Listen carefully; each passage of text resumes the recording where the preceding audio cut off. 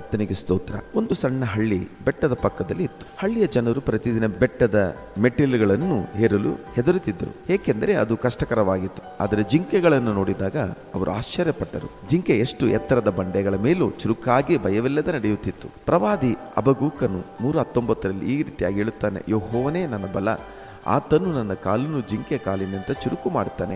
ಜೀವನದಲ್ಲೂ ನಾವು ಬೆಟ್ಟದಂಥ ಕಷ್ಟಗಳು, ಬಂಡೆಯಂಥ ಸಮಸ್ಯೆಗಳು ಎದುರಿಸಬೇಕಾಗ್ತದೆ. ನಮ್ಮ ಬಲ ಕಡಿಮೆಯಾದರೂ ದೇವರ ಬಲದಲ್ಲಿ ನಾವು ಜಿಂಕೆಯಂತೆ ಚುರುಕಾಗಿ ಎತ್ತರವಾದ ಸ್ಥಳಗಳಲ್ಲಿ ಏರಬಹುದು. ಬೆಟ್ಟದ ಮೇಲೆ ಓಡುವ ಜಿಂಕೆ ತನ್ನ ಬಲದಿಂದಲ್ಲ, ತನ್ನ ಸೃಷ್ಟಿಕರ್ತನಿಂದ ಕೊಟ್ಟ ಸಾಮರ್ಥ್ಯದಿಂದ ಓಡಾಡುತ್ತದೆ. ನಾವು ಕೂಡ ನಮ್ಮ ಬಲದಿಂದಲ್ಲ, ಕರ್ತನ ಬಲದಿಂದ ನಮ್ಮ ಜೀವನದ ಎತ್ತರಗಳನ್ನು ಏರಬಹುದು. ಪ್ರಿಯರೇ, ನೀವು ಎದುರಿಸುತ್ತಿರುವ ಕಷ್ಟವು ಎಷ್ಟು ಕಠಿಣವಾಗಿದ್ದರೂ ಯೆಹೋವನೇ ನಿಮ್ಮ ಬಲ, ಆತನು ನಿಮ್ಮನ್ನು ಮೇಲಿನ ಉನ್ನತ ಸ್ಥಳಗಳಿಗೆ ನಡೆಸುವನು. ಭಯಪಡಬೇಡ, ಆತನು ನಿಮ್ಮ ಕೈ ಹಿಡಿದಿದ್ದಾನೆ.